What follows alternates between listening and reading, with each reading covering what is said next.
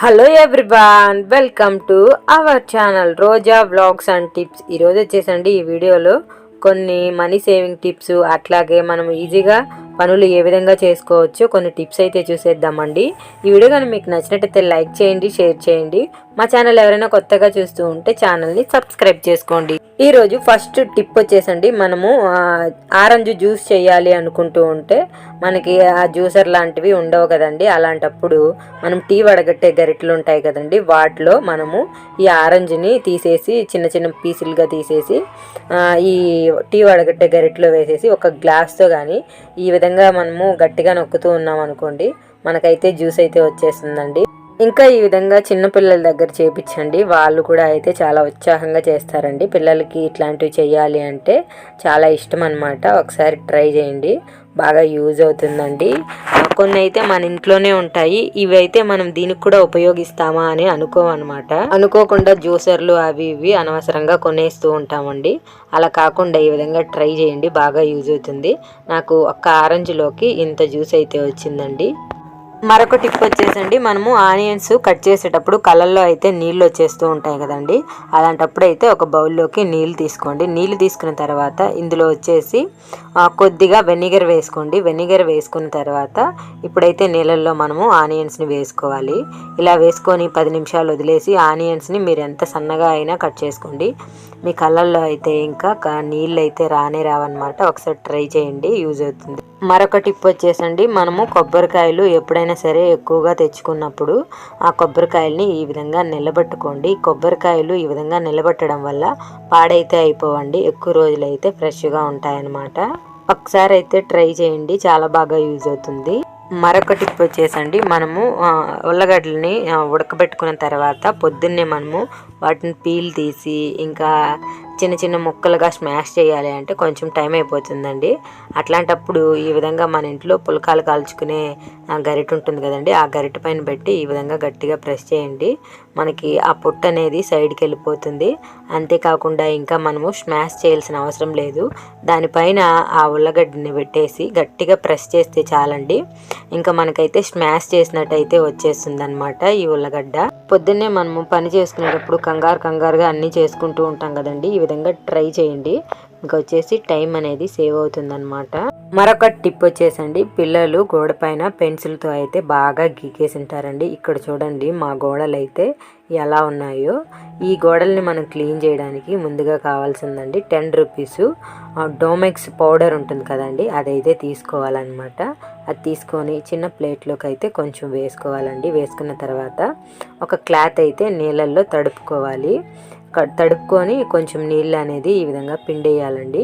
పిండేసుకొని ఇప్పుడు మనము ఈ డోమెక్స్ పౌడర్ ఉంది కదండి, దాన్ని అయితే కొంచెంగా అద్దుకుంటూ ఇంకా ఎక్కడైతే మనకి పెన్సిల్ మరకలు ఉన్నాయో అక్కడంతా రుద్దుకోవాలండి.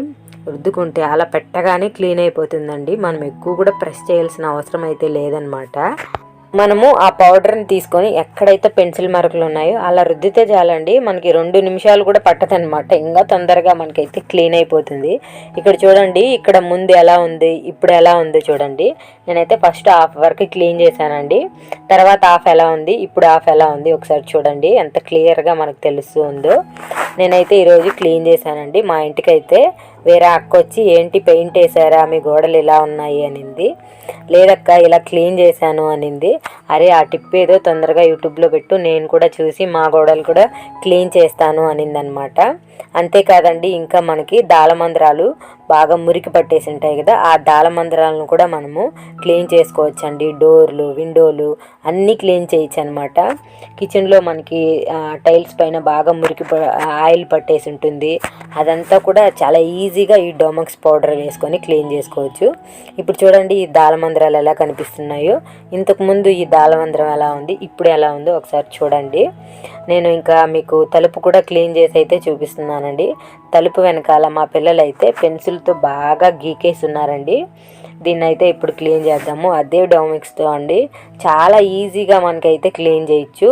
ఇది గోడల పైన పెన్సిల్ మరకలే కాదండి, ఇంకా మురికిలాగా పడి ఉంటుంది కదా, అవి కూడా క్లీన్గా అసలు 5 నిమిషాలు కాదండి 2 నిమిషాల్లోనే క్లీన్ అయిపోతుంది అనమాట. ఇక్కడ చూడండి, నేను మీకు క్లీన్ చేసి చూపిస్తున్నాను కళ్ళ ముందు ఇక్కడ పెద్ద మార్క్ లా ఉంది కదండి, ఆ మార్క్ అయితే చూడండి ఇప్పుడు నేనైతే క్లీన్ చేసేసాను. మనమైతే ఈ డోమిక్స్ పౌడర్ క్లాత్ పైన వేసుకున్నప్పుడు అప్పుడప్పుడు కొంచెము నీళ్లు జల్లుకుంటూ ఇంకైతే క్లీన్ చేసుకోవాలండి. ఇంకా మనకి బాగా ఈజీ అయిపోతుంది అనమాట. దాని తర్వాత ఇంకా నేను తలుపులు అన్నీ కూడా క్లీన్ చేసేస్తున్నానండి. నా పండగ క్లీనింగ్ ఇక్కడే అయిపోయిందనమాట. నా క్లీనింగ్ మీకు కూడా చూపించేస్తున్నాను. అంతేకాకుండా ఇంకా టిప్స్ కూడా చేసినట్టు ఉంది. నా క్లీనింగ్ కూడా అయిపోయింది. ఈ మరకనైతే ఒకసారి చూడండి ఎంత పెద్దగా ఉందో. అసలు చాలా ఈజీగా పోయిందండి. అసలు నేను అలా పెట్టి ఇలా రుద్దానంటే అనమాట, గట్టిగా ప్రెస్ కూడా చేయలేదండి, ఈజీగానే పోయిందనమాట. ఇప్పుడు ఇక్కడ చూడండి మన గోడలండి ఎంత తలతల మెరిసిపోతూ ఉన్నాయో. ముందుకి ఇప్పటికి చూసారా ఎలా ఉందో. నాకైతే ఆ గోడల్ని అలాగే చూస్తూ ఉండిపోవాలనిపించిందండి. మీరు కూడా ఇంట్లో ట్రై చేయండి. ఈ సంక్రాంతికి మీ ఇంట్లో వాళ్ళందరూ కంపల్సరీ మిమ్మల్ని మెచ్చుకుంటారనమాట. పెయింట్ వేయకుండానే మళ్ళీ మీ గోడలు ఇంత తలతల మెరిసిపోతున్నాయని. ఈ టిప్ కానీ నచ్చితేనండి లైక్ చేయండి, అలాగే సబ్స్క్రైబ్ కూడా చేసుకోండి. మరొక టిప్ వచ్చేసండి, మనము పాల గిన్నెని పాలన్నీ యూజ్ చేసేసిన తర్వాత సింక్లో వేసేసి వాష్ చేసేస్తూ ఉంటామండి. అలా అయితే చేయొద్దండి. అక్కడ చూడండి మనకి గిన్నెలో మేగడంతా ఉందండి. ఆ మేగడ అయితే మనము యూజ్ చేయకుండా పడేస్తాము. అలా పడేయకుండా అండి ఒక స్పూన్ అయితే ఇందులో బియ్యపిండి, ఒక స్పూన్ శనగపిండి, కొద్దిగా పసుపు వేసుకోవాలండి. ఇవన్నీ వేసుకున్న తర్వాత బీట్రూట్ మనం అయితే తురుముకోవాలండి. తురుముకొని ఈ విధంగా అయితే ఆ జ్యూస్ని మొత్తము పిండుకోవాలన్నమాట. ఈ బౌల్లోకి పిండుకున్న తర్వాత దీన్ని బాగా మిక్స్ చేసుకోవాలి. మిక్స్ చేసిన తర్వాత ఈ విధంగా ఉంటుందండి. దీన్ని అయితే మనము ఫేస్కి, బాడీకి, హ్యాండ్స్కి అంతా యూజ్ చేసుకోవచ్చండి. ఈ చలికాలంలో బాగా యూజ్ అవుతుందన్నమాట. స్కిన్ డ్రై అయిపోతుంది అనుకున్నప్పుడు ఇదైతే మనకి మాయిశ్చరైజింగ్గా ఉంచుతుందండి. స్కిన్ని హెల్తీగా ఉంచుతుంది అనమాట. ఇది బాడీ పైన అప్లై చేసుకొని హ్యాండ్కి కానీ ఫేస్కి కానీ ఇంకా ఇలా స్క్రబ్ లాగా మనము బాగా చేత్తో అలా మసాజ్ చేసినట్టు చేయాలండి. ఇదైతే ఒక స్క్రబ్ లాగా యూజ్ అవుతుంది. చూడండి ఇప్పుడు నా చెయ్యి ఎలా ఉందో. నేనైతే 2 చేతులు మీకు పెట్టి చూపిస్తున్నాను, డిఫరెన్స్ అనేది ఎలా తెలుస్తుందో. ఆ చెయ్యి చూడండి కొంచెము డ్రైగా ఉంది, ఈ చెయ్యి చూడండి స్మూత్గా ఉంది. ఐ హోప్ ఈ వీడియో మీకు నచ్చింది అనుకుంటున్నాను. నచ్చితే లైక్ చేయండి, షేర్ చేయండి.